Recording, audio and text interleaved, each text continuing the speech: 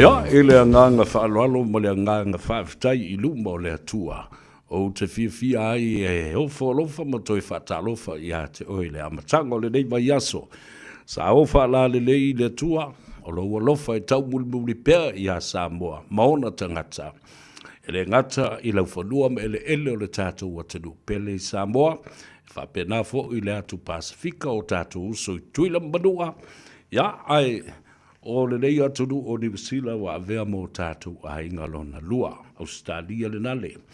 Le itu atu I o le vasa tasi mane, Hawaii, ia whapea fo I le malo tele o Amerika. Ia le ngate le na, o le atu Asia, whapea fo I le atu Europa, o lau wano pia I ai tama whanau a Samoa. Ono o lātou tiute mo lātou Faiva mana ia. Ia, ale o le nafo, ia ua talangafa ia, ma mau paolo ai, ia, ma whapea nao na whaatino ai a lātou a tinae, tau si ai o lātou a inga, nisi fo I o lo o malanga. Ia, ono o fe au whaale malo, fe au fo I whaale company o lo o ngālu due ai. Ma tau tu ai I Samoa. Whatalofa male nganga whaalualo, ia te oe, le po ia maulunga o le tātou o tunu I o na tulanga whaalupe. Ma lo le soifu mnuia, ma lo fo I le tau watai. Na ua nganga e fo I le la, ma la usu Samoa, ma la seu, ina ua malei whaanunga le lei. Sa lima te tai ai lo tātou matai sili le langi. Ma ia whaatino ai le wavenga matautia, ele ai seisi na te whaia. Sina ua whaata oto I tau whanga I le poa na po. Ma se ngi o le mauli o le tangata. Ai malama le tai au. Ua ala whai Samoa. Ia ma ua fōringa I le atua. Fusia la le whau o malo. Ma momoli la palapa. Ona o le lofa. Ma le anga le lei o le atua. Ia te oe ma uma I tātou uma. O whea le tawholo o whaafonga ma mai bua mai ai le pa ia mawalunga o le tātou atunu. Whatalo whatu le I atau a savea le ulua I ali I se yuli. Mulitalo Al Harrington tu manu vau. La vea I le nei fo I awa uri o le amatanga o le nei vai aso. Aso ngafua aso lua se fulu o le masino Iulai, lua afe lua se fulu maleono. O le ua valu minu te aile tu lai wha. Whai ama wha manatu I te oe. Le taimi ma le aso ma umea ngai whai, po sao umea ngai whai, po le livu ia umea ngai whai. Po le makwa whale ko ngunga o le mea ngau o iai. Ia e wha malo atu I le atunu I le ngalu due fo I o tau tiute o Faiva o le ngata I whale, o Faiva fo I o le vate tea. Ia ma Faiva fo I o le tua vao ma le tua sivi. E ngā lulue I ai I talaloa, ma whanua ngā lue o le atunu, I Samoa le nā. Ia, a o nisi fo I o le o Faiva, whalotu I whale, tāpua inga I maota malawa, na I o tātou ta mamti nā mātutua. Patalofa la, ma whaatulou fo I le vāna nofo ma le tāwhatolu o le vātangata o Samoa. Pa ia mamalu whaale malo, pa ia fo I mamalu whaale anganuu, ia ai mawalunga se vi inga o le atua. E momoli e ana au auna. To tofi I whata whaitau langa e fia. Ia inga sa le vi. Ia na I te ai malama. Masulu ia Samoa. I le malama lama o le moli mau ia keriso. Ma le taulanga na iosi mo oe ma uma I tātou uma. Watalofa tuai. I le lolo le tātou tunu uma iona maunga te tele se yo o iona maunga iti. Ma yo na ao se yo o fo I o na iu. Ia aile ngate le nao le tapua inga mamalu anai ta mamti na mātutua I maota malawa. Pa pena I whale o tangata mātutua. Ia e maise fo I maota ngase ngase. Ala eka o koe alo matua ma le to I na ala vaisa veua ma whalongo mai I le tātou polkalame. Le tāua fo I o le leitio. Ia vea fo I mawai malu o se vai fo I langona maloto tangata. Ia ai maise lava fo I pe a whai. Ia ai di whaalave lave pe o ngase mo mai I whalefu ma pusi o tō whanga. ia au ngā fo ile leo le a tau sa ve fa ata I a te oe fa loto tele I a te oe fa la e au I a te oe ia ma fa mana tuoi manisi tala malie e o so ile fia ai le o ngala vole le fai e o so I matu o mal fe e o tangata e vo ke mi ka ku ki o I ko nga kala va pena ia se fa ku I fe o isi o ali e patalofa la ia ma fa tu I le tatu api o folinga our Facebook page ia fa pe fo le tatu YouTube channel ele ngata le na ia o le tatu wala leo I Samoa le FM 106.1 mamalu o Samoa lo fa fonga matapua I mamau mai ia alo le soifu munia I le lo le tatu tunu I Samoa ngā luenga sa whenga iai le nei aso fa malo atu mamomoli atu le nganga fa tai awai le o se ngā luenga o lo e whaia moa o lai whai lawe o e mō lou le lei male manuia o lou ai awa a whai e te le afu le maulu ia o lona winga ele a ai le ai ele I fol se tupe ma whai ona lafo atu Fatino ai le ai tau malele ma le tau tua le nā Samoa lo whaia I aso uma maaso o malaba mai atu nu ui fafu wa mori atu whatalofa I le neia fiafi I le to teleo I la tau o lo ye fo le malanga le malo alo ia ma nga I atu inisio no whanga o lo o iai o tātou au malanga o ngā luenga whawai teimi ia po ai o lo taimua I le au mai o le whainga malanga e au fi ai ma le tātou pāle mia manisio te tai o le Minster ma Minster lango o le RSE po o le Regional Seasonal Scheme Employment Scheme ia tātou whawhetai o le ea fio mai Mamana ia le malanga mai o tātou uso matu whawhine ia wanoa o ngā ruenga whawai teimi ai se so ia tō te so e vale ia mau tō pisa o le ase me siri o na tāua I le wawa ai o tātou te tai malo lātou wanga le lei malolo lātou titi whaitama e o mai I fia wawa ai I le no whanga o lo o wha mautu iai ia le tō tele o uso matua whawhine mai lātou o lo malanga mai I nei ngā ruenga māwa noa e fesoson ia tuai le tamau a inga o le tātou o tunuu, a inga te tasi ia e maise foi. O le tūlanga mātango fie. O le a o ino ni to mai fou. Ma o atu ai ia ma wha o ngā nā to mai o wha to anga. O whale whasimanu le nei a tunuu. O a uma atinae. A lale wo iei le whono whawai. E ma whai ei o na whailo lātou sao. Ia ma wha o ngā le lei le tele o metotia. Wa o au ina. I commercial farming, commercial fishing, and commercial the meat industry, poultry. Leo whato anga mo, ia leo kak whanongolonga kunge iei. O leo walua ea moa ia na mawai le meta o le bird flu, o le flu o le moa. Tātou mata I tu wina le tūlanga le nā. Le ana mai e tātou talafolu te mai ta ia le urua I ali I o tūmua, Asia. Ea ma le tūlanga, mai au e kia luaku whakause, wawa ai le lei I meo moa, tuu fulisa, o lae tuu I tonu o le tanga pepa. Ua umana si o le lei ma, ina ielo, o wa tasi le nei a ano le manufasi, ma le manulele o le moa. A le lei o na kuka, pe umi foi o na tuu, ia, e matua tupu ai ale whaalawe ia te oe pe a whai, e le wha mawhana whanaina, ia ma I loa le lei e saunga le mu, mō le tau mawhtanga. Awa o lai le mele le bird flu, o na mō le tangata I le mea fo le tau o le diarrhea, o le diarrhea la, whame o le manawa ta tātu lou whaafunga mai a le atunu. O le manawa ta tāle nā, e le mawhai o na tā fio lo winga, e le mawhai o na e alu ese ma le whale. E te nofo whaalata lata, I se mea o loo iai se whale ui. Se whale le tā ua, awa. Ia, ai kot kalkali e, maina wali ia leu te whato le mea sā o ale mea le na. E le mawhai ona e tāo fiofia ma e pūlea ina se i wangana walu i whalmai ma mai ni au antibiotics. Ia, ma mai se whato nunga fo i le whalmai. Ia pa o ni vai fo i. E fe so ni ai.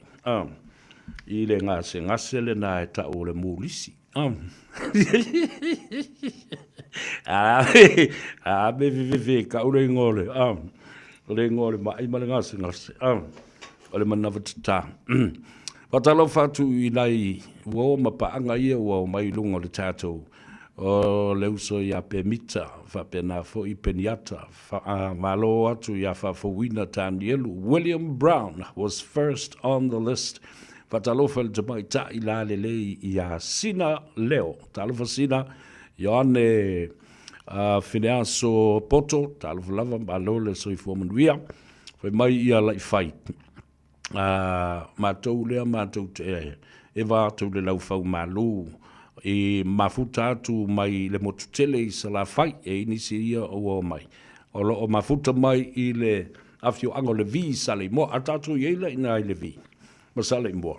Fatalo fatu i la uo fai fe au le sunga le toa ina ia seti, Reverend Elder seti o le e whakasa ia ma le whaletua, ma le nofo alo, ma le mamalo le ka le sia. Malo le ono sai i ngā ruenga tiutu ma Faiva sa whianga iai fo ma le launga i le aswana nafi i to tonu o maota ta talo le atua. Ia ma tāpua inga sa whianga i ma le tātou atunu. Po to tonu o ele ma lau whanua i Samoa ia ma so se tafo le laulangi o lo o whaafale le malu o i le au whai ngā ruenga. Ia ma whioi o le langi ia whapea fo i le pai sina o le tala lei. Whaavale tui loma, lau tusi, talo whalava, o mafuta mai le vi sa le moa. Ia, o le tōtele le nao le wanga i mai lunga. Mai talo whasavea o Ioane Fineaso le nei o mātou. O lo mātou mafuta atu i nei le ala taua i ne yafu. Oiso le o nei yafu tai la le o lo mafuta mai ai.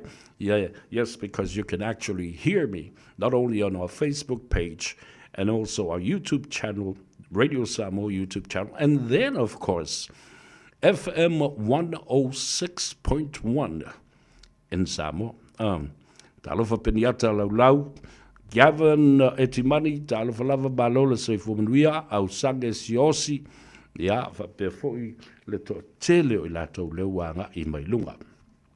Sa tu e iei le tatou malo whalorongia i le so, o le fionga lea, e le to ina matua, vai atu taulangi o salam matua, fili to ia i vao, i le mai Samoa, nanga lefa to atu e taunu atu ia le tama matua mai lana whainga malanga i Alaska. O le sola, le ana tu ua e whaua wai le mātalanoanga. Peitai, o le asunga fua le nuu o lo whaia nei o le fio anga o le au waa. E ai mata upu tā ua o lo o manatu e te tau o na talanoa ina ma whaasua i ai ia pūlenga ma malua li i ma whaipule. O le afio anga o le au waa. E au fi ai la ma le mata upu lea i le whaatahasina ina o le suafa sala. Ia whapena fo i e le whaonga ina whaasoli tu la fono e le tama lea e ngoa i a kanata. O le mea lale na ua toe tu watu ai i le talanoanga ma le fionga i a salama tua i le asua teo. And I promise you it will happen tomorrow. Because o le so, ia, o lo iei le whenua inga le na ale i tu malo ma le nuu atoa. O le la tu wasunga fua e pe o na masani ai. Ia, mai o le telefo i lava wasunga fua le nuu. E lote ai ma tā upu whapea. O le popolenga o le fionga ia salama tua, to ia i vao, lauano. Ona le ngata o le suafa e whaapele pele i ai le tu malo ma le fioanga wa tuala masala. Lo la fale valu ma le fale sefulu whapea fo i le la whautanga momoli e matua fitelai a wa te vanga ma vai fale ma le mamalu. I le fale upolu to fia a wa le ainga sale mulianga. Io, o le whaanonoanga le nā o le toina. Le fionga ia salama tua. I se te ngata na te tau ave le suafa sala. Ai ua whai ma whaatasina i le nuu ma lea fioanga. Ai le ngata i lea. O upu tau whai e lau ai le valea o le palemia, filifilia, o le malo Samoa le sunga i lauli, Honourable Prime Minister of Samoa. Elected, selected, Prime Minister and leader of the country. La lau ai le vale lea o le kapineta, ma minsta o le kapineta e o lava i sui minsta. O le ngata i lea, o tua inga mawa e ma le le whaavaea. La wai le ngā oi, o le whainga malo. Ia maisi tu langa mata ngā, e mata ngā tele. Se tamai titi whapea na te tau ave la se suafa. Ai le manatu le vānu nofo, o le vānu nofo tangata ma suafa lo latu tau o veina. Lela, watasi ai moe moe, ma ua poto i futiafu moli, ole tō whā mo moli a lea fioanga. Ole a lo tea ma tango fia le mata upu lea. Mai o ai lava le mata upu le nei. I luma o le whamasnonga o whanua ma suafa. A ole a tālia. Se tō whā ale i tō malo. I le asonga fua nei o lo whea ngai ai. A watu wai fōi ia masua suatu vai malu i puenga. E finangalo ma tō whāwhālia. Tuala masala whapea fōi le whautanga. Te vanga ma vai whale ma le mamalu i a Sanmurianga. Ono o tūlanga whapenei le le tāo fiofi. Ia ma le le manatu fua i luma fua i tua ma fua se tapu. I le tau valea ai o ngafa o ainga te tele o Samoa. Ai maise o swafa nei. E wha me melo i ai. I ai lei ma se tāo fiofi. Le ai se tāo fiofi. Mafau fau le lei i ai e fua i luma ma fua i tua. A oila tangata ia. O lo o whea ngai. Ma le mafatu. O le tūlanga o le wha masia si ina. O le suwafa malona mamalu. I to tonu o le i tu malo. Ya. Tātou tālia la ia lea lupe o pula ma lupe o maunu. Tai awa ena. O lea ua malie mai ai le fionga i le salama tua. Lau ano to ia i vau. O le a whasoa mai ai. Ya, mama tala noa live mai i Samoa. E winga i le taunu unga o le whona o le lātou nu umale asunga fua i le so. Ia le na. Alo watu i pēr le tua lalo.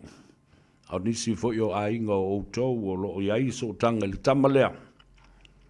Whai ane i aise whatatak. A wā ele le lei mo ia. Ele le lei fo i mo le vānu nofo o i tātou o Samoa ma le tātou tū ma le anga i whanua. A o le pui puinga fo i o le tō whā. A le fionga i le li i te tai o le atunuu. Le tamao Samoa. Le fionga i le li i pāle mia. Ia whapea fo i le kāpeneta. Le whainga malo wa tula i mai nei. Leo o tau sila sila i iai. I le sasau whaafi. O whaateita inga māta ngā ma le leanga. O lo whaia nei e le toi ina o tui le epa. Leo o sasolo o mātua ima i lātou nei e le lango lango iai le lātou media. Whaanoa noanga le nā. Wa le ai se mafau fauola. Ma se whautanga. Ma se whato whala inga.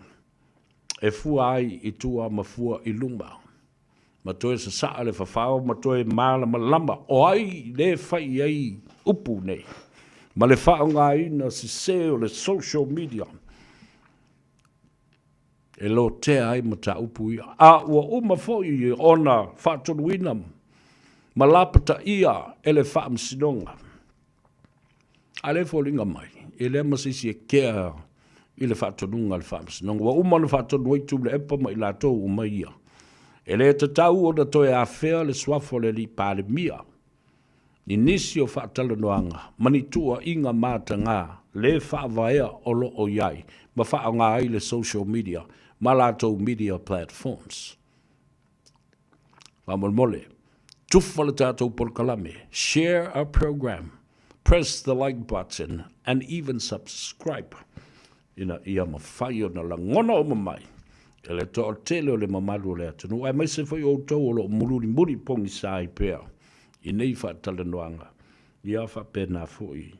Matu ua inga māta ngā. Ia o tau sila iai. E le taimi e ai le tua oi. Ma o le nā fui tua oi. Tātou te awa ma whaaloalo iai na ia tātou le sopo loa. Ao fo ila ina sopo le manu vale i le whangatia o le iseu. Te tau na tātou fautua i fo le tamale nā. A o ina tangata i so tanga mai la tau o tau muri ai. E te tau o na popole mo le saunga le mua le tamale. Ioi. E le ia se sina te whaia se mea iai. O ia malana whātua whala inga pe ana whape poto le mawhau. Whātua ese ma whasifo i le atunu. Alo ese mai i le tūlanga. E le whapea o le tātou ai a te tau whaale tangata tu stala. O na tātou soli ai lea o ai a te tau o isi fo i tangata. No right is an absolute right. Whaalongo le upulena.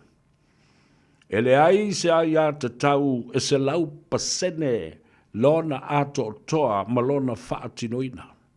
A wafoi a e la asia loa lau o le fō ma e whaaleanga ina ai le ai a leisi tangata. Ona i lolea, wa e soli fo i le tulafono, ma soli le ai a te tau ale nā tangata. So there you go. No right is an absolute right. And there is no excuse if there's no evidence to produce. Mai wha mauninga o mea. Yo, ia ai, o le mea le nā, o lea ua watuai le whautuanga. Ia ma watu fo ima le lapata inga i lea uso. Kanata, a e popole i lo saunga le mu. Whaitete le ngutu e opu e sona la lafo e le ai sona whawai. Au te tau muri fua. I mea valea aisi awari i nai whai. Ma e watu ai tā inga. O e os tangata e tupunga mai se ainga le lek. E ata mamai o na tangata. E tau tupu fo i o lātou ngafa. Alale mea leo e fwoi. Wa e toso i le ala tele. Ma malu o suwafa ese te tele. O le atu nuu. O loo a fuafua i te tono o lo tau a inga. Ia, o le mea le nā tate a watu ai. Wa a o ina matua i tuli tasi oe e tangata o le nuu. Whapena fōi. E le stau whawhewhele mele whai atu. It's a warning. And it's an absolute warning. And the issue becomes an emergency now for you to look after your safety. Ioe. E te le loa. Le teimi e tupu ai se whalawelawe i a te oeona. Ona nono tia lea wale mawhai ona e toe wherua i seisi mea. Ia le lo fatu whaleu so i mai whalelo so i fua. Saunga le mō i so se teimi.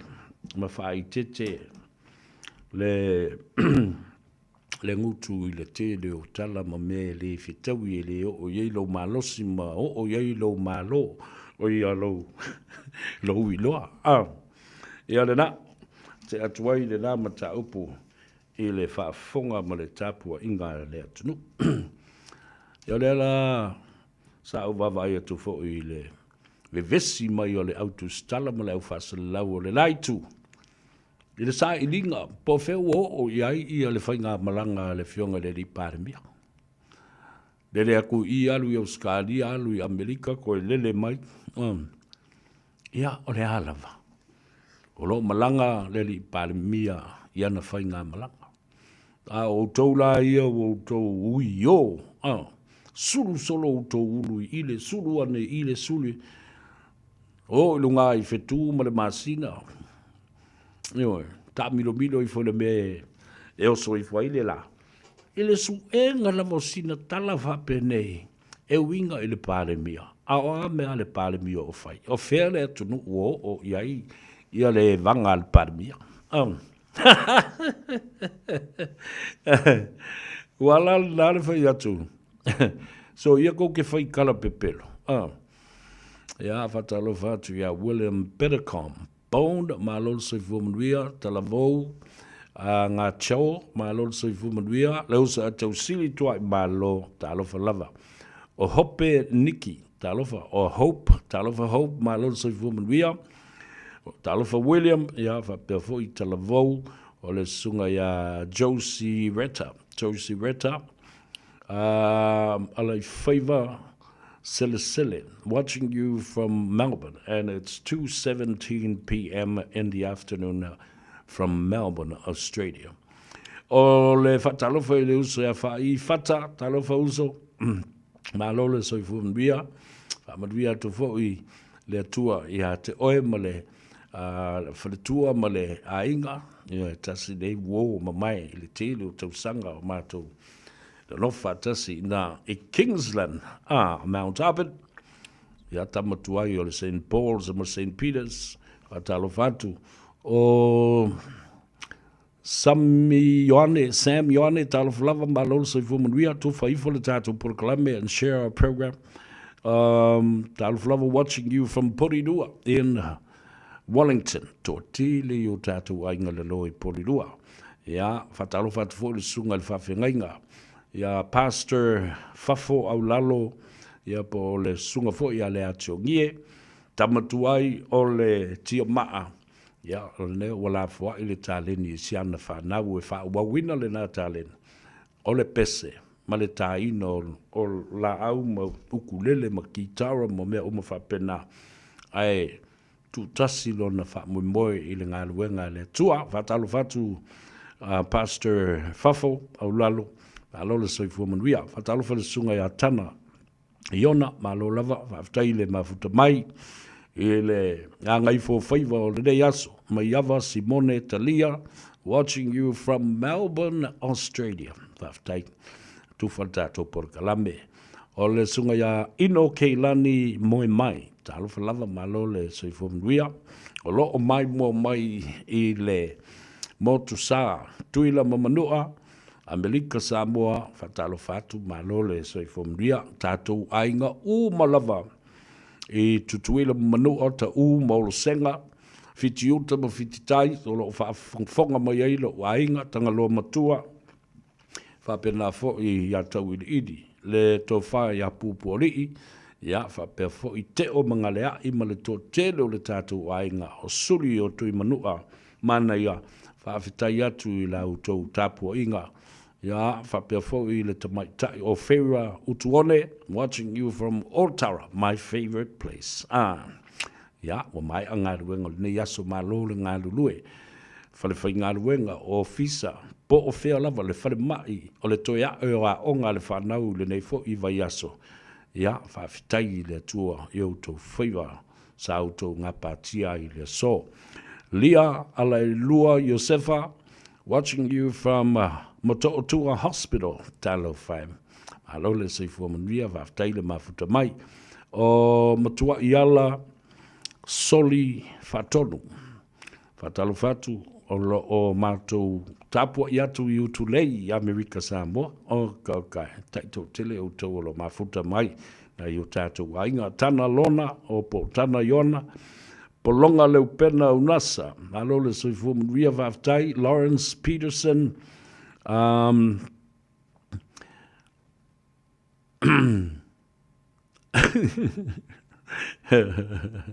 Talo fai oi leo Lawrence ia le na woilo le ma le na fu ile a onga la toia o sia tongiola alo le soifo munria oi fo ile kamalita talo fa kamalita tufunga o sueina mātou tia, ia whapea fo ia whainga me, whaalupenga, ia auto umatufa tātou porkalame, whaingofia ai, ia o na malama lamba fo I mea o lo tupu le so.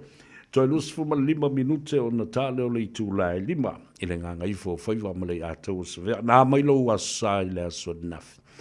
Ngai alu se loku, pe ngai whalongolongo, I nisi fo I o mau au tū, ia, po ni mafau whaunga au tū iai, sau noanga, ia whapea fo I le tele o launga whaiwhi au. Au le aso nafi, sa o mata tuai matapu ia Faiva, o le Palestine a wao le kalesia me tutisi.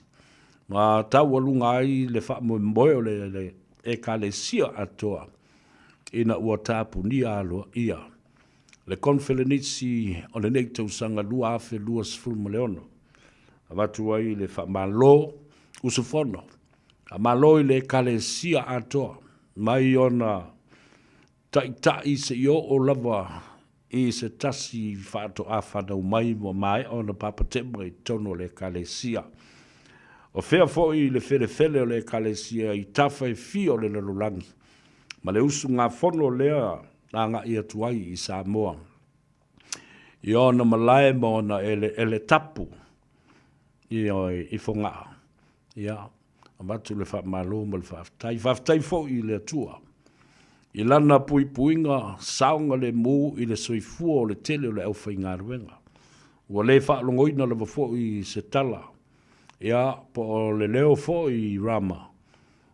Ona o se tasi sa tupu ai se whalavelave, ia pe lamati ai fo I le soifua, ia pe maliu whaafua se I fo I se whaife aupo se whaletua, ai o le nei usu ngā whono, ia ua sao I whanga, ma ua uli masao le wholaunga ala kalesia, le ai se me tasi na ngā se. Sa puia le soifua o whaife au ma te tai o le kalesia e mai se foi o le nofo atoa. Le nofo atofi e le kalesia atoa I ona tulanga whalope. E au fi ai ma le auso fesosoani ma le vasenga o whaletua, le tupulanga talavau e o lava I whanau laiti. Wai lato uma na uso whono, ia, a whai e toi taliu le uto, ma toi fo iatu I atu nu ese ua whamautu iai, ma ua tutofi iai, ona o nisi ngā ruenga fau, ma fua whanga alualu ma mao ale kalesia me tisi. Ia whamalu malu I ova, I o tau Faiva alu finimba. Ma ia whamanuia fo I le kalesia. I ona atina ma ona Faiva masani, o le tautua I ai lea, o le soifua wha le nganga o tātou tangata uma o le kalesia. Ia, manuia le whainga malanga pe ato taliu le uto, o whea le tafa o le lalulangi o whamautu wai manopia I ai le mamalu o le kalesia. Ia wha manuia atu le atua. I le usu ngā whono ua tā walunga mea oma, I le matango fia sa o tau muli e foi. Pe maua isa o mea onga. Io, tau muri le tele o la unga whaiwhe au ma la unga fo I ale sinoti.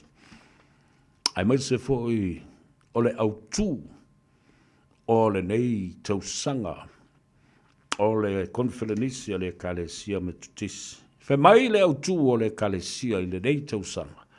A o oe o le tangata o le atua. Alo e se mai I le angsala ma mea le anga. Ese le mana I. A o oe o le tangata o le atua, ia e sola ese, mai mea le anga uma, sola ese mai le anga sala, a e tau sisi I le alofa ma le faa maoni, ma ia e a ambio atua, ia ambio tonu, ma le anga malu. O tonga fai ia le autu le nā le kalesia. Ai sea, ai wo talo whea ngai le lei lava, ma mea o lo tutupu le tātou o tunu o ma le malo. I wha amsinonga o lo sa ili ai le ame o tonu.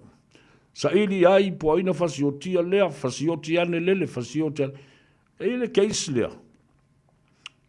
E ua tele tangata ua mariliu.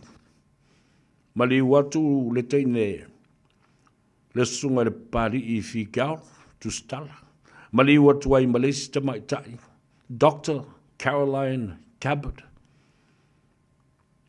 Mali watu ai male leo leo, suesue, le sunga ya le mamea peni amina. Oka ele tele o nei maumea o lo tulai mai. Oi la le stangata lea, e whataltali e iaili o na sotanga I le mea lea, ma le keisi lea, ko kingi fo yoki. Pe papa I ane e aise tangata, o tau se sila la I le tāua tele o le autu o le kalesia. Ai le o so sola tangata ia mai le angasala. O la ela lafi. O la ela lafi, o la ilo le le ia le mere na tupu. A la ela lafi. E wha lafi le angasala. Wa le sola ese ma le angasala. Ma le ami o le tonu. Aia. Wa lafi le angasala. Wha lafi ma le angasala. Wha lafi ma le tangata na feoti ai is tangata. Well, I'm speaking in general. Whala ui tele. Awa. O wheli mea le I uma le sa ili I ringa. O nei mata upua le efa ma feoti tangata. People are dying left, right and center. Who's next? Wai la le si tangata le aso e wa au te whai atu ia I lātou. Lātou te le o so sola ese ma le angasala ma whai lo le angasala. A o lātou ufi mau le angasala. Musu e whai loa le angasala ma whai le mea ami o tonu. A le whai le. Le mautau ave ma le autu o le konferenisi atoa. A o oe o le tangata o le atua. Ia e sola ese mai nei le angasala. Ia e sola ese mai le angasala. A e tau sisi. Sola ese mai mea le anga. E tau sisi I le alofa. Ma le wha maoni. Ma le ami o atua. Ma le ami o tonu. Ma le anga malu. Olona winga. Olo o au mai e fui I. Ma le mata upo o le loto maulalo. Ea lena. Ta fefe. Ta ua tele le wha manatu o le e kalesia me tutisi ma le nato usu ngā whano le nei vai aso. Ma ua tāua lunga ai le lofa ma le anga le lei o le atua. Ua toi fo iatu le tele o whaai fe au mo whale tua. Ti a kono ma o a o ma I la tau o le auso whaalo whani. Sa la tu malanga atu na ia wha ma maluina le konferenisi ma le usu ngā whano le kalesia ma lo usu whano ia o sia umea o ngāna na maua mai anafi I le lotu whai u ia ta ape ai I le konferenisi ma ta walunga ona ano fale sa whasoa iai ia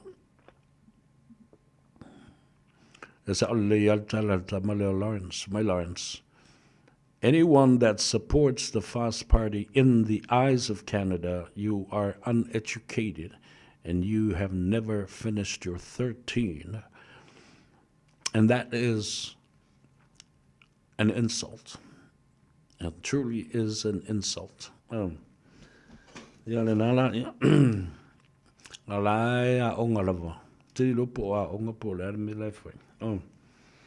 Alena le o tua mātou whanau, toi whau o mai mo whailonga lo ia, lala fitsuli mai tau sanga I o.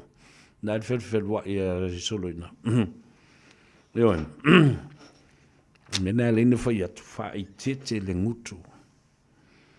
Owa o nei tangata, nā te le mālama lama I se mea whape nei e winga ele sisi o manga o le soifuanga wha Samoa. Nei loma se metas.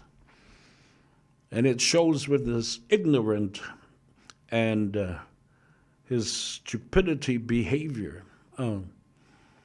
Tautala na te le malama i le ngangana le atunuu.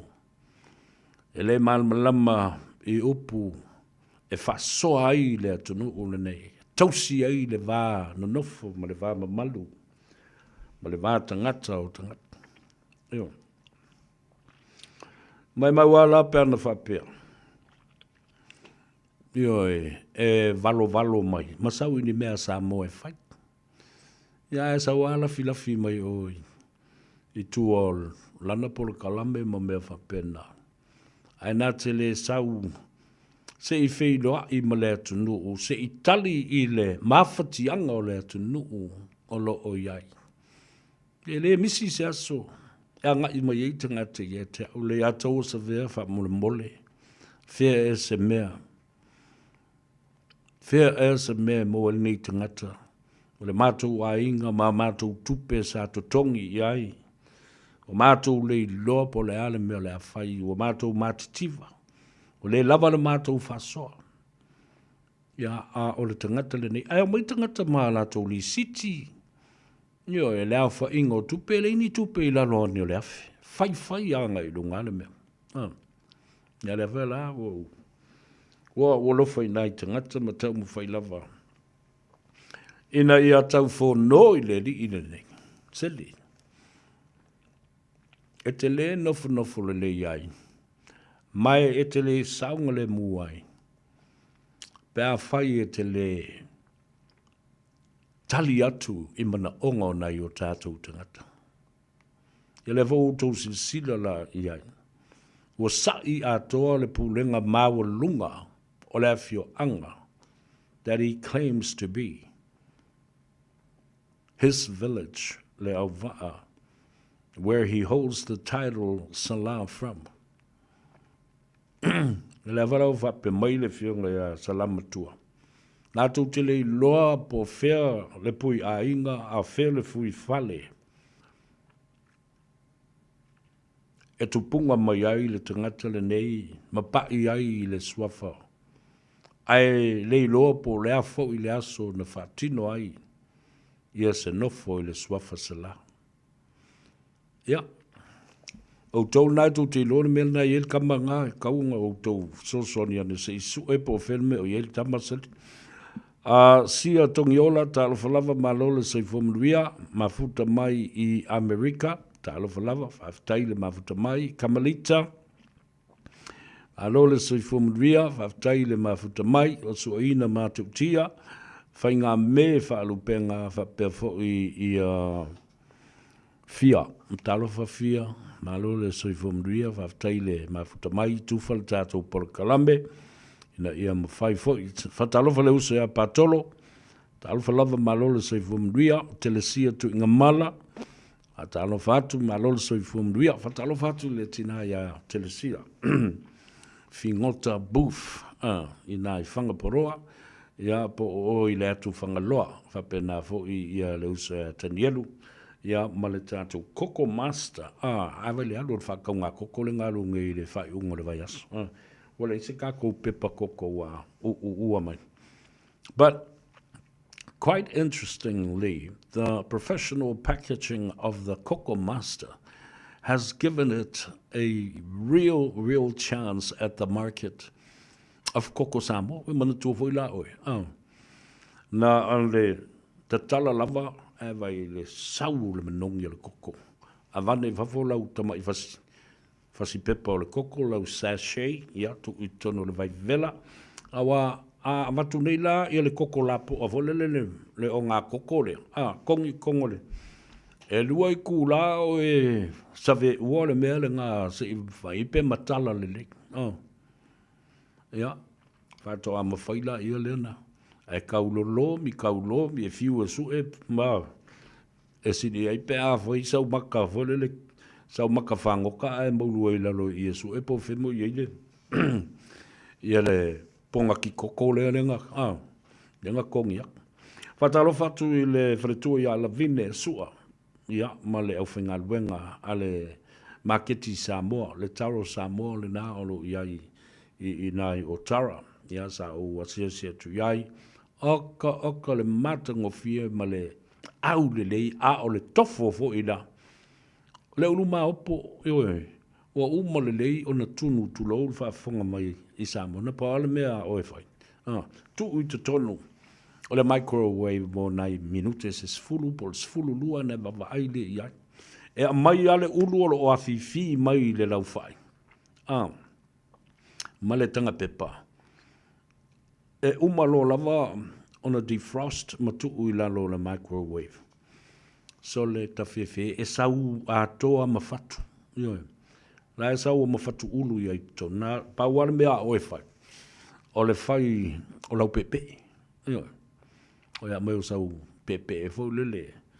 E te tango e mix ma le cream. Ia na e tango la i le whaavevela. Peia o lae te tau mawhama e tau sami i le ulu tunu mao i whaato a ave ese mai ma le umu. Wa mai umana mai ona fofo ele lei. Palasi lunga o le lau whai. Peia o lala a whaile me o le tau folo. It's so beautiful, you know. After ye fo I le sunga su atan yeru o ia le na o sapalaya mai ia ma mai tatou. Sa o se tu la ma whaile tala ma le faltua ia ala vine. Ia fa pe fo le na tu o fingalwang. Tele le tamu o le talo o le pepa esi. Nei ia le tau ma whainga fo le mai kan la tu pepa esi. Ia fa pe na fo I le ulu saka o le ulu tau. Ia matua tia mea ia wa packages Samoa ma mai. Ia fia ila ma le tatu koko master le na. Ai stangata mana o le koko master. Ia anga ina il grand market. Na fu o lo iei le tatu waide o le ola. O le numeratasi Triangle Road I Masi. Oi na mo foi matatou talo, mo foi na matatou pepa koko le na le koko master. Ia pa pena fo I le tatou no fangale I o le Manhattan. Tui sa mau Manhattan Convention Center. Tui sa mau takeaway. Tui sa mau barbecue I na tonu lava o ngā tonu ngale mu. O le tātou Avondale Market, Avondale Shopping Center. Ia, whatalo whatuai leo whionga Samoa, ma ki teo, ia whapea fo I le tausia li I le wharetua. Ia, les, ia, ma le au whainga luenga a toa. Watasi le nano whanga o lewa. Tapu vai tasi iai le tele o mea whaia, a Samoa. Ona ele ngatolu te leo le whale. Iai fo I male tūlanga tā ua I o le lava o le space I ton. Iai male lātou wha ili male pā, ia aile ngata I lea. O le tele o teimi o te anga I lea no whanga. Ia e tele tau mawha e tā pena ai o le mātango fie ia. Male le lei o le whaatino ina o le ngase senga o tau mawha. Le alala na. Le ala ina tuli tasi to tele o tangata fo I whaalawelawe lo sui o le fono, tu ua o le malo, le wha I poiponga, sa ili ngā tupe, a whaalapu putonga.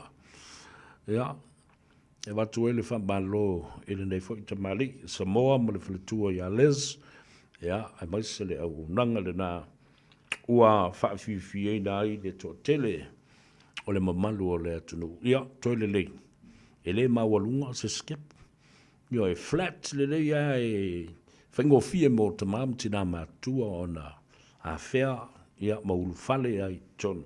E o ngō mara kau pe a fo lele I runga se skip. Pa uwanga se lo makuale o ngā inga. Talo fatuli whau sa masoni, telesia tu inga mala, patolo, alo le sui fumaruia, whaftai le mafuta mai ia, to anga tufal tātou por kalame.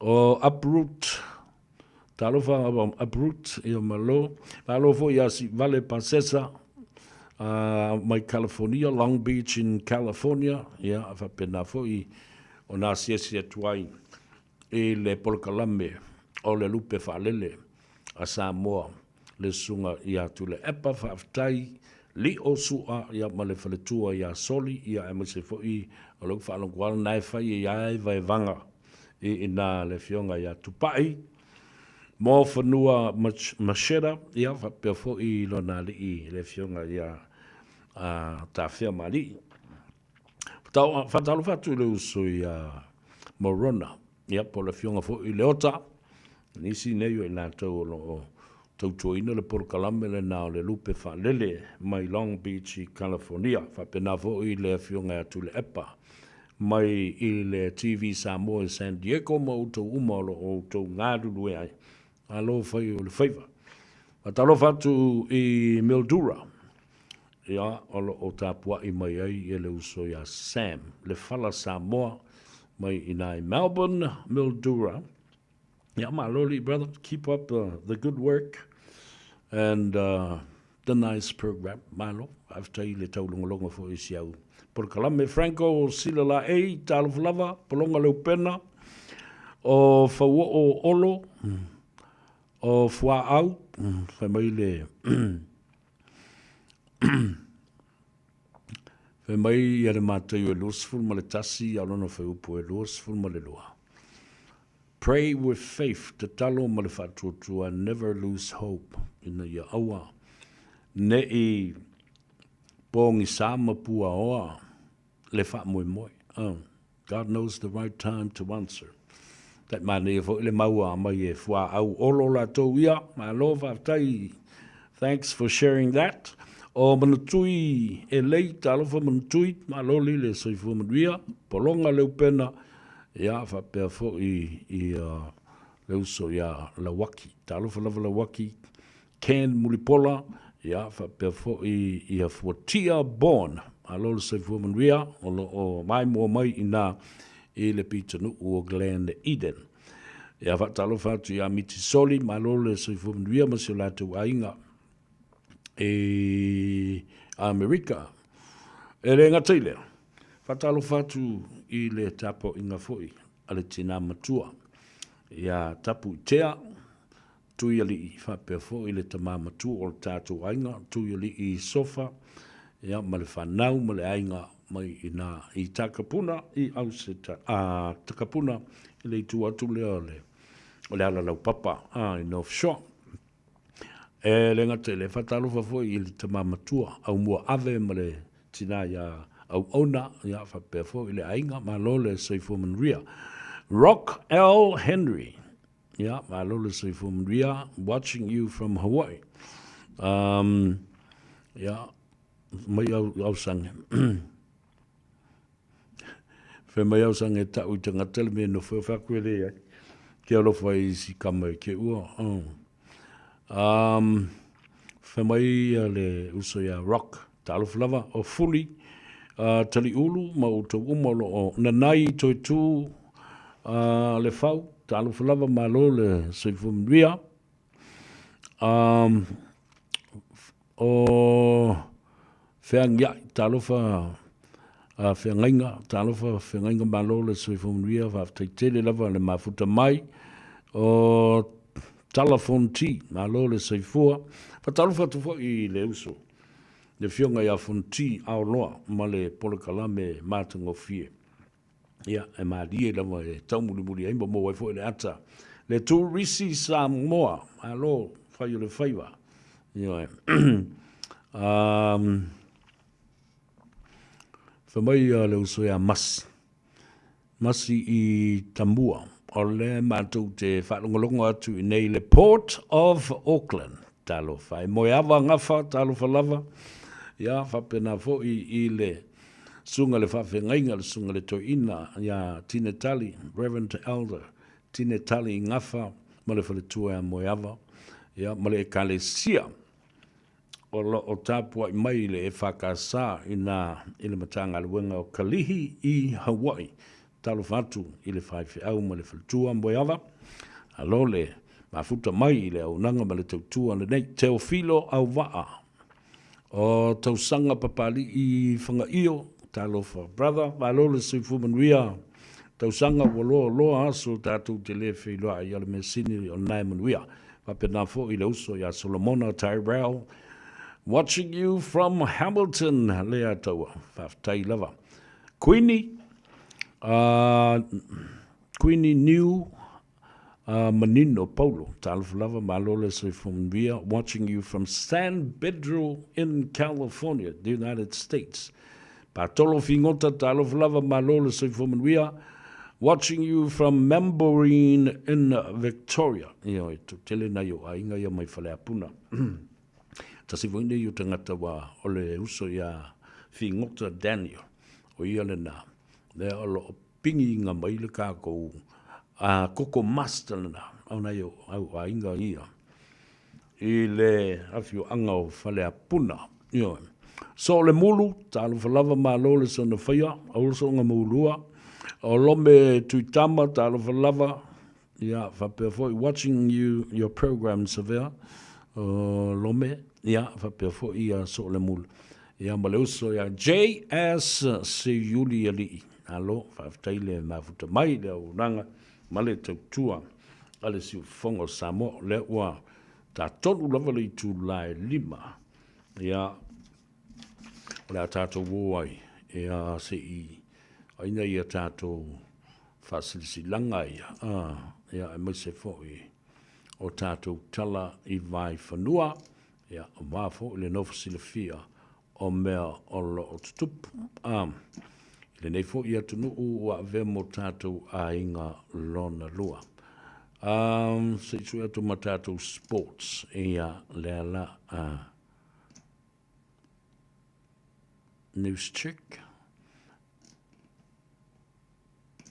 Ia le lei.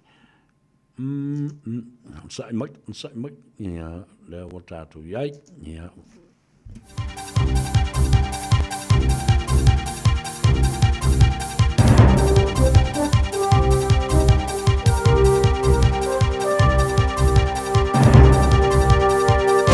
In this update, existing iwi partnerships will be tossed out with new planning laws under government changes. The outgoing Resource Management Act lets councils form partnerships with iwi, giving greater say on planning changes. But RMA Reform Minister Chris Bishop says those deals will no longer roll over as first planned in reform bills, with the scope narrowed and iwi participation watered down in changes to the bills. He says councils have been rushing to form deals which had little uptake when first created in 2015. They weren't utilised at all, right? If you look at them on average, less than one per year was being negotiated. And there's been a massive surge of interest in them. The Prime Minister says pumping $60 million into Golden Bay cement now and more in the coming decade is a matter of national security. Its Fletcher Building-owned Whangarei plant supplies 60% of the country's concrete. The government says without the grant, the plant's future's at risk, meaning we'd rely on imports. Chris Luxon says that's too risky in the current geopolitical environment. This is just us being brutally pragmatic to say, hey, listen, we are not prepared to lose cement-making capability here in this country because we need to build national security and national resilience. 29 people, including every Christchurch Comanchero gang member, has been convicted after a 7-month police investigation. 2 years ago, officers uncovered drug trafficking stretching from Invercargill to Auckland, seizing drugs, firearms, more than $250,000 in cash and $1.9 million of assets. Bird flu is unlikely to reach Kiwi cattle as it has overseas. We still have just 2 detected cases of the strain. MPI says no infection's been detected in poultry or evidence of mass mortality. Director General Ray Smith says it's been spreading globally for half a decade, but only US cows have been infected. That's news. In sport, Spanish manager Luis de la Fuente is calling for a group of his players to honour a pre-football World Cup promise. Several Spanish players insisted they'd be inked with a tattoo of their coach's face if they lifted the trophy, which they did after a 1-0 extra-time win over Argentina in the final. De la Fuente, through a translator, says the players better follow through. They made a mistake, but they will enjoy it. I am not that ugly, but just, well, they should choose a place in the body that is not too visible. But they need to stick to the word. 2005 US Golf Open champ Michael Campbell reckons Ryan Fox has the weapons to win even more majors following a breakthrough victory at the Open in England. That is sport. I'm Raylene Ramsey.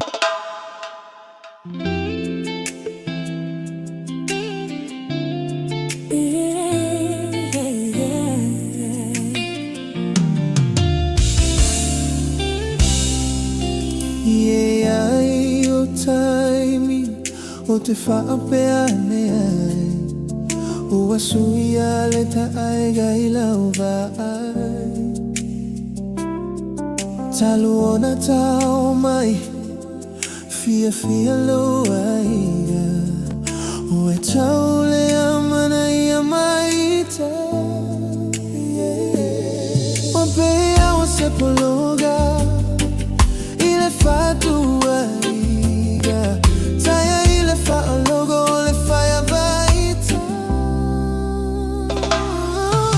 e ui so alofa ua wau fili o le ato e foi le tama savai ato luta ua salatai so se ia fama galomai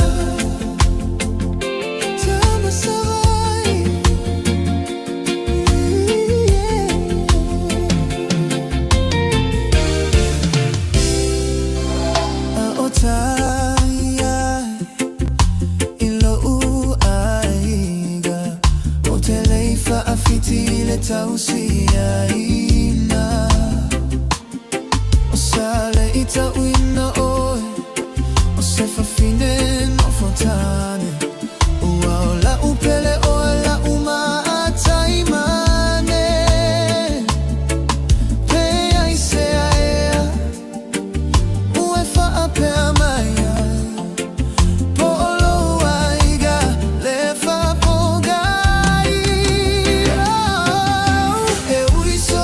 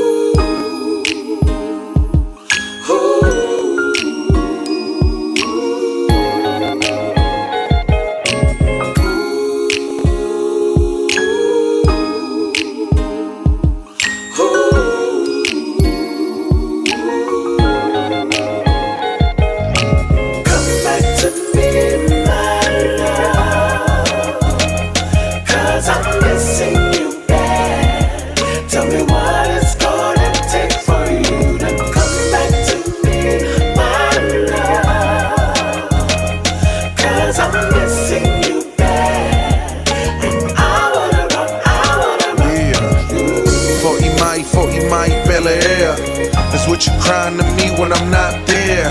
You make it seem as if I don't care. Like the chances I take is not a dare. Like me being away don't crush me. I just don't want us to end up with crushed dreams. I know you question my moves, but trust me, gotta believe in each other to succeed. Cause progression is nothing without you. Pursuit of happiness, baby, it takes two. So I'm grateful for the woman you are, and there's nothing that could tear us apart. Baby, you are my heart. Come back to me, my love, 'cause I'm missing you bad.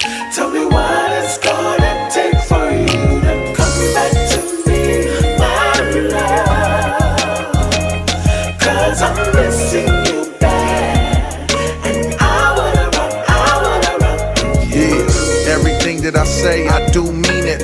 Never would I tell you a dream and not believe it.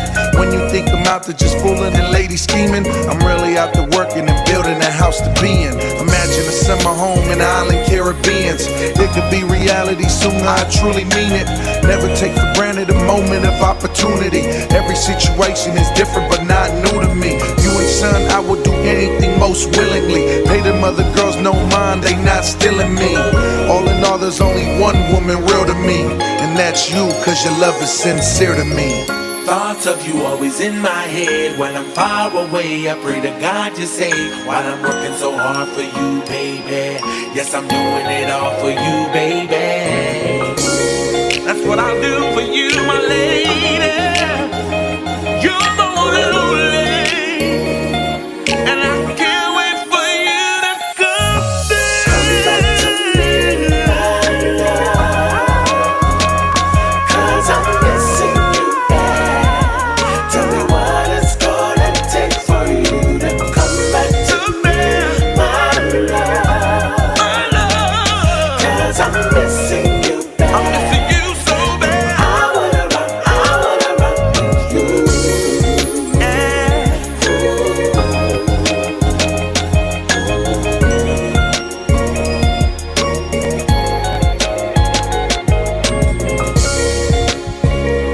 Ia le nā whawhiwhianga su I whiwhiloi o le mana o ngā luenga.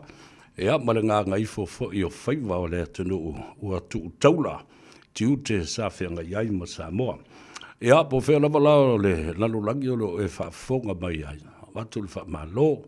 I ngā luenga le leisa o tō ngā pātia I le so amata mai le tai au. Ia sa io o mai fōi I le nei fōi a fiafi o le ulua iaso o le amatanga o ngā luenga.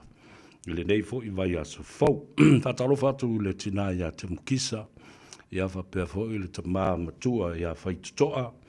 I nā I le pitanu o Clover Park I Otara. Ia I se teipi fōi o le nei vai aso tātou whēroai.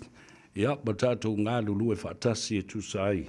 Ia ma application o Vaitamba. O le whanau e Vaitamba mai I ainga I New Zealand. Sau tō whaafonga I le vai asana se ima vai atu nei. I le te leo le tāpenanga o lo iai le tū la fondo lea. Lea na tāo fia le tū mau mai le masina o se tema. O le tausanga lea na se ima vai atu nei. Lua awhi luas fulma le lima. Mai o le tele o nei whawhita auli o lo tūla I mai. Lea la o ngā lulue ai I le matanga luenga o whamsinonga New Zealand. Ia whapeta fōi ma le oranga tamariki.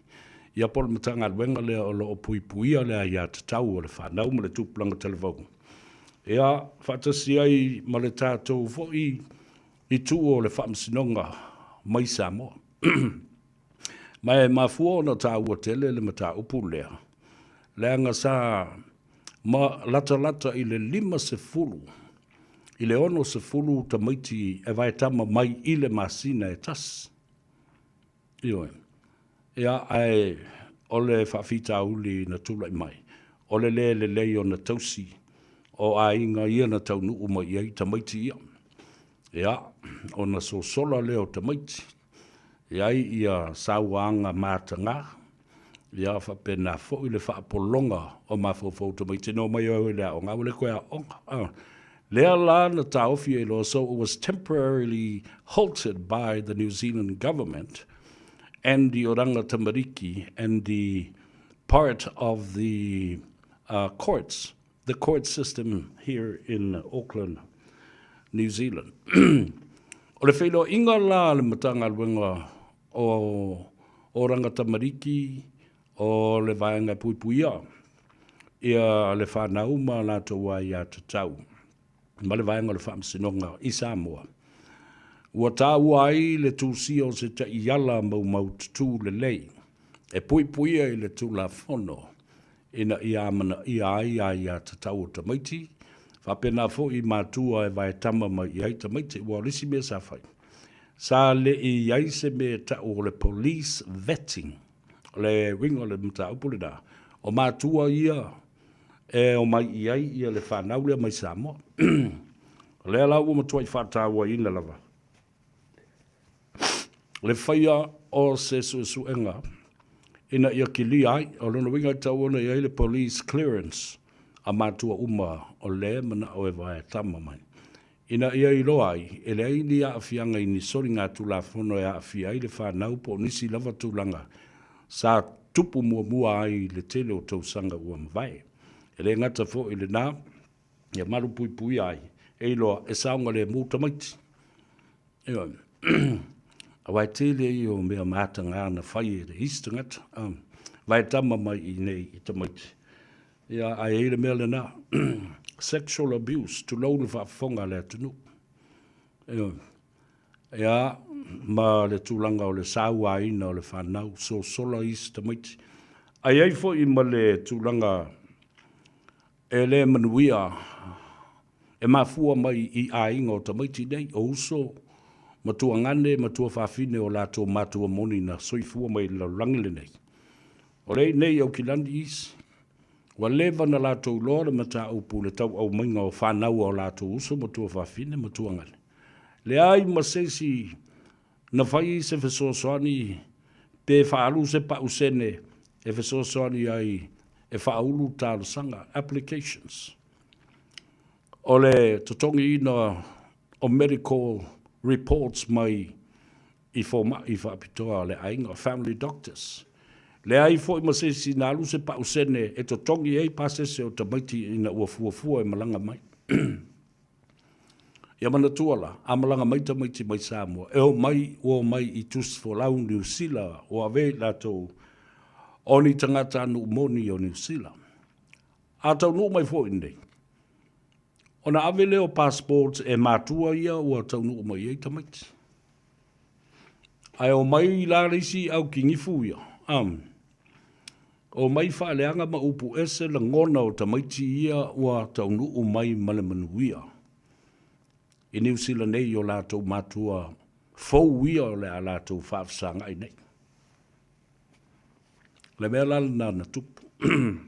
Le wa lai o na tau fia umalava i applications i teimi nei. Se i o mai o na whaatulanga mai le tusta i ala fau leo le tula whono wa ngā lui whaatasi ai le i tu o whaamsinonga New Zealand. Le o ranga tamariki whaatasi ai ma le whaamsinonga Samoa. Le i tu e whaatanga ai o na vai tama mai ma pui e le tula whono i a tamaiti i o le amalanga mai New Zealand. Le ala leo o te whaamalu lua tuai le tō tele o mātua o lo whengai ma le whawhita auli lea. Tātou lava papale mo o na sai pēr. Whaawau pēr le tāpenanga e pei o medical records, police reports, ave ma whaatumu i a pepa. Ao o mai le teimi o whaatale noanga wā e o mai i le social worker. Whaatasi ai maseisi o le ofisa o le o rangata mariki. Whaatasi ai fo i manisi e o mai le matanga ruenga o whale. E whai whaatale noanga. Masiaki pē tala whea ngai le maota lea o le a whamautu i eita maiti nei pe tō lua pe tō tolu. Ia, o le vaenga tā avua le nā. Na ia tātou loto tele ma tātou o na sai ma lau papale. Langa e le odisi na tula i mai mea peila le mea le o le o mai o tangata o le ainga o le whanau. E o mai upu ese atu i a tamaiti. E le ainga nao o tō mai e o le ainga le whapea a whena tō iai. Whena tō iai le teimi nau tō i loa ai o mana o mia mai e nai o tō uso ma tō whawhine. Le au mai a mō se whamanuanga e vai tama mai ia tamaiti. A lea ua whato au tō a pia mai le taimi lea, ua tau nuu manuia le adoption ma ua alo ia le tūlafona.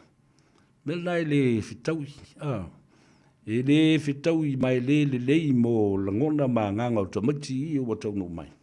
Nā lana au mai, ea mai e o lea onga, sa ili sa lumna i manuia. O lea ia tau fo le nā tamaititi le ua tau nuu mai, e alu lea onga, a wina lona mafufau, fa umma lea onga, maua le ngā luenga, e iai fo ila nā ia tatau, e to e sui ai lona whaai u, back to the original last name of his paternity parents or psychological mother and father.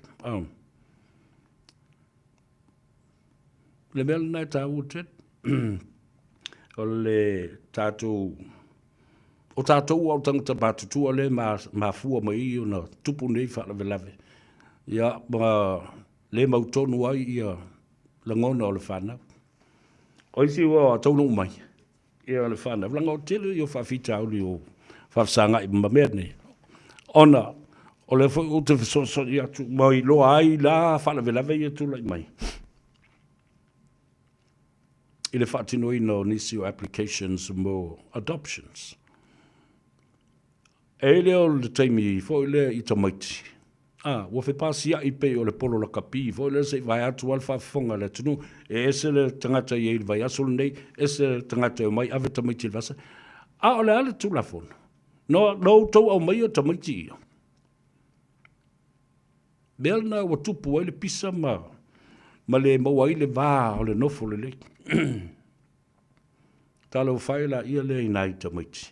Upu ia ma upu leanga e o tau ia e le isi tau me tasi na alu i le tāpenanga mai o le whainga malanga a tamaiti ia i lalo mātua fau ia ua tali mālo ai. Yeah. Talo whatu le tuafina Maria Fido, watching you, Seville from Brisbane. Solo le Mulu, watching you from Brisbane as well. Hello, J.S. Siuli. Ia, ole a whata ati ele a whapena le mata upule nā. E aise taimi, e to e mau aise so ta inga ma le sunga le pali tele. John taima le langi a while. Le so na wa whamai ai e le konkalate stasi foi o te mali i o te maitai. Le fionga le swafa ia le Malu Celestina. Mai le vea ai lea o ia o le Officer City. O le matanga luenga, o le whapitunga tupe, o le nupi wha. Samoa National Provident Fund. O mai ai ia le konkalate tolu tausanga mai e ile nganga fia whaftai le nei fo te mali ia ma le fionga le swafa. Le Malu Celestina, o ia lea. Sa ngafa ma le mata upu lea. O le vave ai o na maua le sotanga manai o tātou mātua ia na manuia le tātou whinaunga o le seni New Zealand. Ma maua i nā le tusi e loa ai ua tāo fia lana pensione le masani o na maua i Samoa. A o lea o le atali lana emergency benefit i New Zealand nei. Le maua ai lana fase lau valu se fulu tā la New Zealand i le vai aso. A tu wala i le lua vai aso. O lona winga. Ua sele a i le iwa se lau onos fulu tā la New Zealand. O le fionga la ya le Malu Celestina. O ia le nā le sa lai o na vave tele o na maua whiutunga inga ne. Ia ma tali ai loa ma whamanuianga mōna i o tātou ta mā matina ma tua vatul wha ma lolo fionga le swafa le Malu Celestina, ia whapea fo i lo ofisa sa autou ngā lulu e whatas, le ngata i le vai tau fo i o le awhionga le te whono o whai ilangi le wholaunga le sunga e pali i panoa, ai le tula i mai o le whionga i a tautai o le tua sivi, ia po le whionga fo i a tangaloa Eddie Wilson, o le te whono fau le nā o le uai nei o le nupi wha. Whatasi ai, ma le whaamatu o mai o le fast food ma le tolu miliona ta la lena vai nei. Na atoa i ai le se fulu pasene o le tupe a whai na tufa ia Januari o le tausaga lenei. A lea na toe tufa nei le masina o me. O lana winga. A tilo matangai i ai i le ola o le tamau a inga o le tenu ue fuafua i le whaapatunga tupe ma le vaenga leo le nupi whaa Samoa.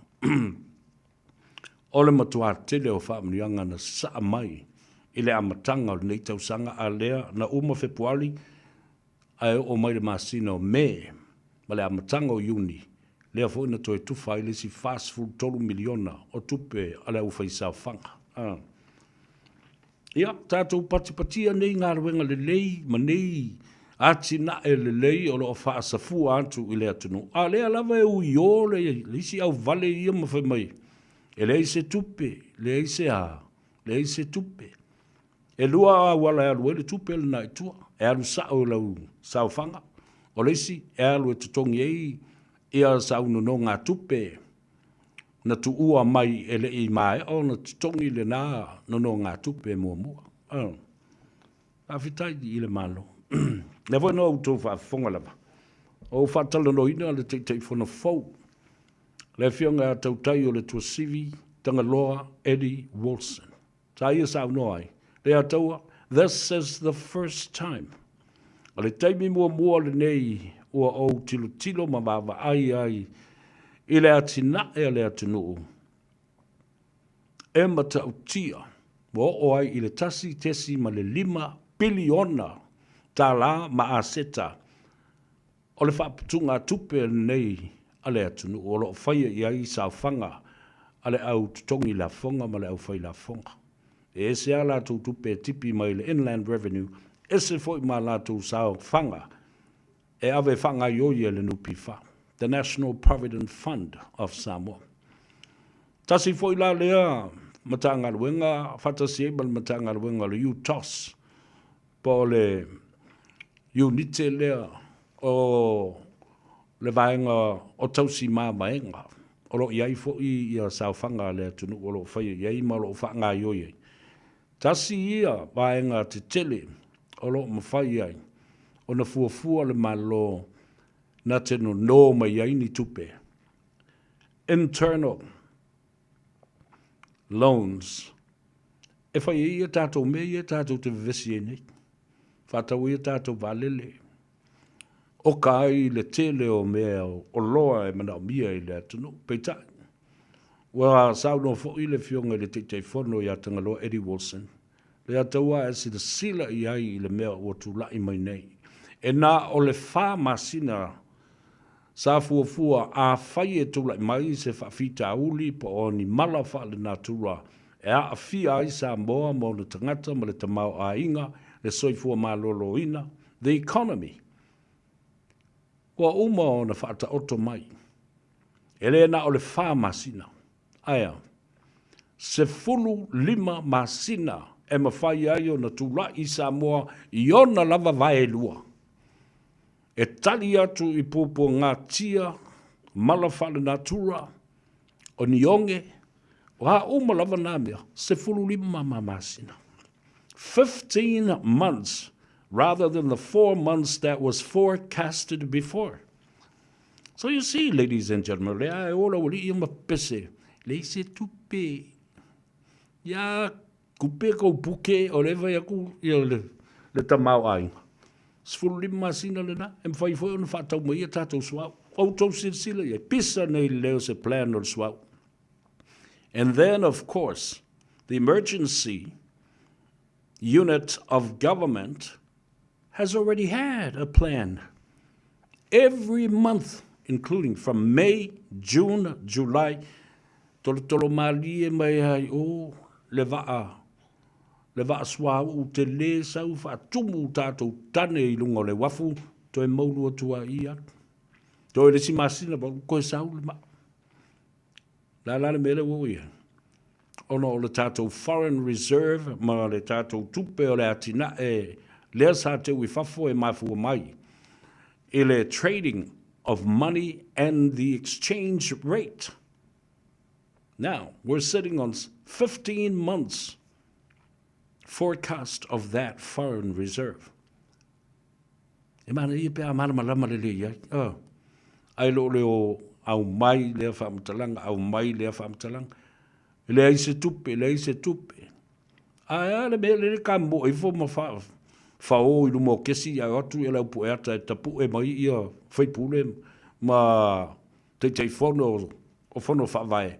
O lai saingi kupe. A la lo tō manatu, I le se miliona le lo o toi wha popo atu. I le tai 2 miliona le sa ia I le poroketi. A le whatutu e le tu Samoa, Waters. So there you go.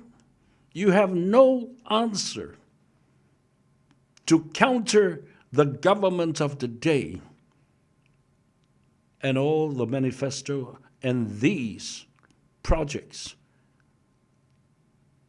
That was a tal na o mea lea ngā ia mo ia la umai. Ai, o tātou masani ai. Yo fo I le sunga I lauli ana mare toa le fionga ia. I le ni pāre mia. Stama I teimi e malanga ai. A wātu, ua. O la a saini le tupe. E fo I mai ma le sau moria. E fo I mai ma le oso. E fo I mai ma lofa anga mori po. O lea, e te taua o na sau ma se mea. Sairi ngā malo le nā re whai nei le pāre mia. A le ula iei. Le mai e leise whae lunga. Leise tike li le lava le au wina le ialu se universite. Aia. Ngai ngangu pangu le nā le fionga le li pāre mia. Le sa ui mal tai fia se lau miliona, tai fia se fulu miliona. Skorsipi. Ese le tā ua tele. O le tātou lea mana ia ina. O le pola e motu I tua. Ma whamatalanga wā na pawale o le mea le whinei na o le tau whaleanga. Tau whasese. Ioi, matua inga. A lo tilo pēr le atunu uma mai moa. I le mata utia o whaamnianga o lo sa saa mai. Marilingi mai mo le atunu. Ia pēr na uwhai atu. Na vevesi nei ina ua saula auli. I le private jet. Wai tau fo ia ila utala le mea na. Vevesi le taunga tau le jet e fio mai aile li fa. Le I parimia. Ai nao na saua le parimia. I le tamai wa a pau fo le lo toke lau. Ai wa ai le alu I lunga le malanga langa I lunga. Mui talo fai le parimia. Talo fai le parimia. Toi titi I sulu ma lavea ma oti ai pe tupu ai se manua. When did you ever think and have a concern like that for the Prime Minister? You lie. You lie people. Tala pe pelo I o ni te ngata ma la tu whamatalanga e au mat. Feita le chet, fai maila ia talo fai le vapa o sauele. Sauele. Koi kikia. Ti e mai le pale mia se asini e whape voila ele o tangata. Tole. Ia ke riska mai asini e asini. Pa ngalu pale mia ma amo le asini.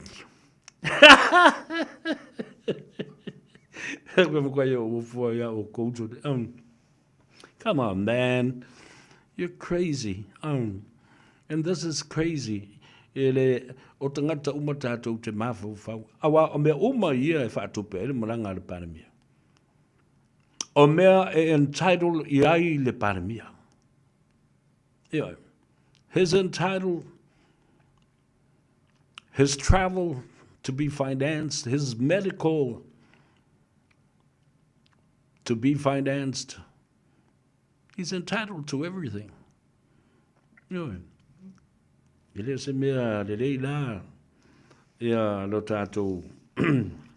No fo ma fau ni mea whapena. Ioe. Au le si a mea tā ua lava leo. Eta. A pea se I tu uia le awa noa I le pāre mea se I whailo na iwi. Tu sina take me le awa le I pāre mea. Nau le tau papa ia tu al pāre mea whaile mea ia tau langa mai. E le sisi o to e tu malo le te mile nei o le tu malo le pāre mea. Wa ala ngā tatau ia te ie lana ia tatau. Malana fo I whaasino manga. Malana whaatautenga. O polo kala me uma o te tau o na whaatino sa ai malilingi atu le manuia. I o tātou te ngata anu uma o Samoa. Tele e tupe o tufa le nei vai aso, ma le lava aso, ma le amatanga o le nei tau sang. Ai pisa fo ia le tupe a sa fata la tau ia. Ele o mai a. Mo tā walunga. O sisi le fu o le manu malo le fionga le tā male fale ia tu ia. Nā fo ua toi e wha wau na tufa le tupe. E tala ale. E a se me ko kala I fua I tupe ale tu malo ma tupe sa fata ua uma na fata oto ele malo na fu fuang fai. Ese le tau. Fia lava ina ua whanongolongo atu o toi tau nuu I whanua. Ia valele la iti nei o Twin Otters e lua. Le pētai fōlingo se spia fō lea. Na ave mamau I lea tunu o kanata. Ina ia whaalele ai, ia afi, maisi tō tonga, ia maise fōi. Awa, o tama ia, pe mawale to o sfulu lima, sfulu ono pasese e whe malanga I le vā. O tutuile mo manua, ia whape fōi, mo tātou I whangali I mawhaleolo. 2 miliona la le o mai ona whaatino I nai, ia le whaalele, ia nei waalele, ia ma le fōi o le ātoi, mo wai le tele o tupe. Ale tātou Samoa Airways, ia ma whaawawai pēr le ngā ruenga so tau au o le tātou Samoa Airways, ia ma le atunu ua kanata o lo mawhai ona mamori atu ei o tātou waalele, ia ma toi whaafoi mai ai. $20 million that was used to buy Samoa Airways for repairs of the 2 twin otters have now been secured and has flown successfully back to Faleolo Airport, International Airport.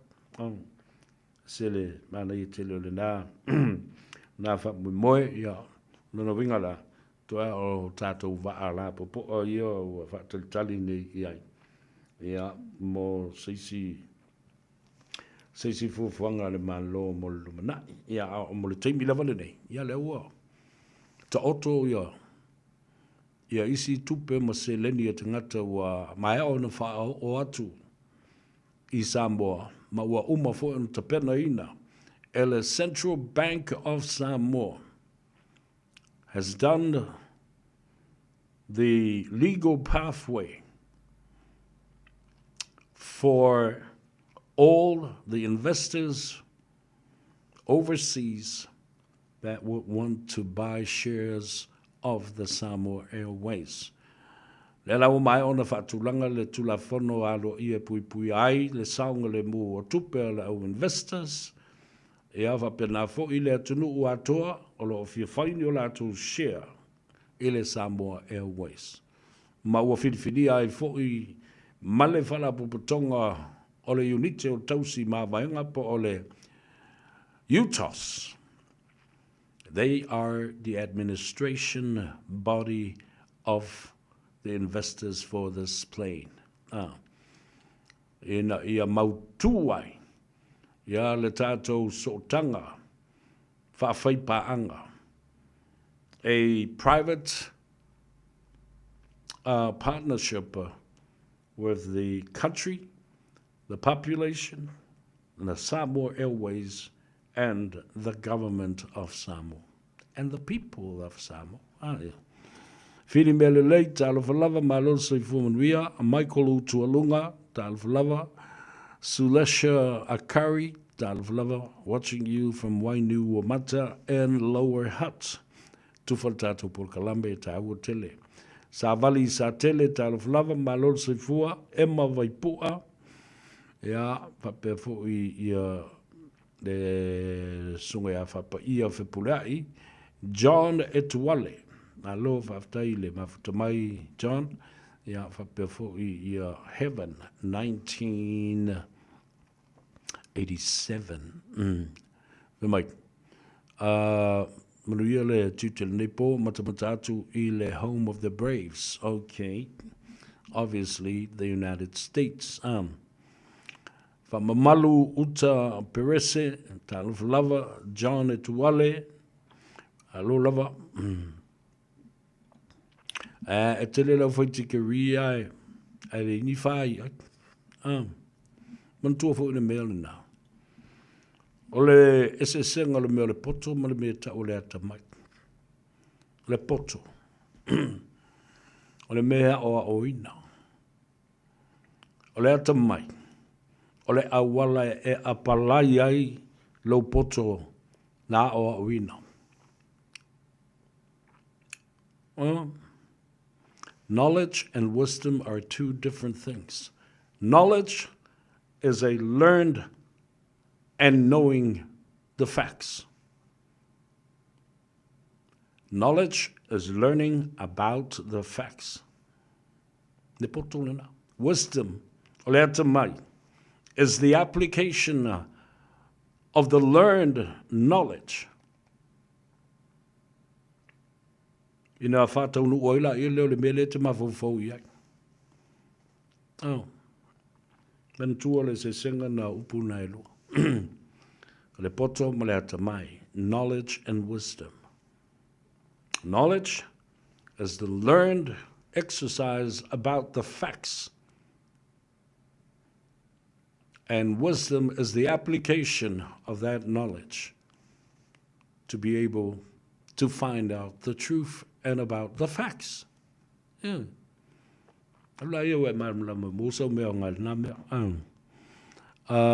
Aquarius, for my Aquarius, talo for handsomely at Toa, really. Time you toil tato por Kalambe, Alofatu, il producer, ya Sumanu, while living a solar kako producer anglela. Ya, the late after Yatu, ile sunga John Tuale, ya mauta lavalo, mafuta mai, tu faltato por Kalambe la sorte ya, ole tato telanoa I loma le fionga, ya salama tua, ona, ole tulanga lo fatino ai le asunga fua. Ale fio anga le waa I le so. O lo te ai le mata upu lea. O lo o laumanu ia I le ngoa o le tamaititi tau whale anga lea o lo na ia tau ave le suafa sala. Ia le whai mai ia le toi ina matua ia salama tua. O le mata upu le nao le lo tea nei le nato wasunga fua. Po ai le fui whale na ala mai ai.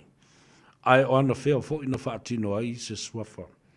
I le suafa sala. Ya. Mai atu le mamalu o taulangi o le suafa. Wa tuala masala. Ia whape fo ila uru o tō whae momoli.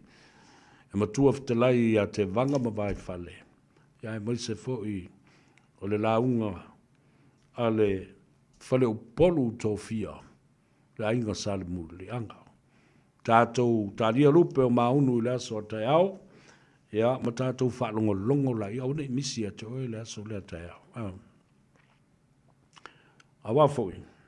O le langa maa o le tamaititi lea.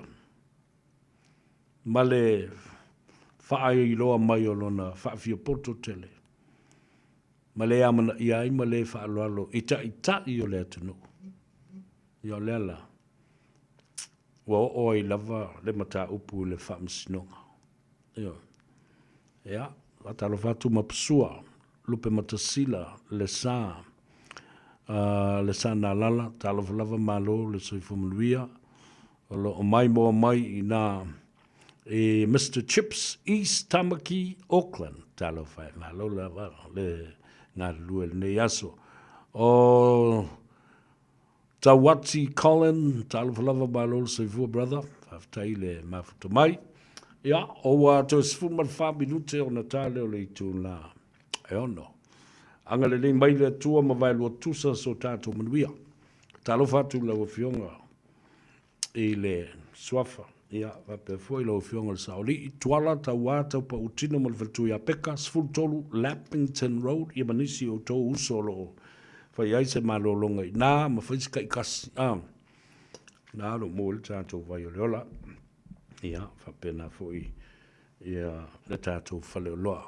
Le Tasi Market I te tonu o le taulanga whātau. Mangele. Ia.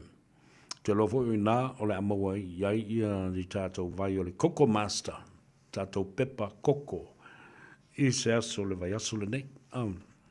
Ana ia le mea nea ngā i ia tātou tangata e mai le vai.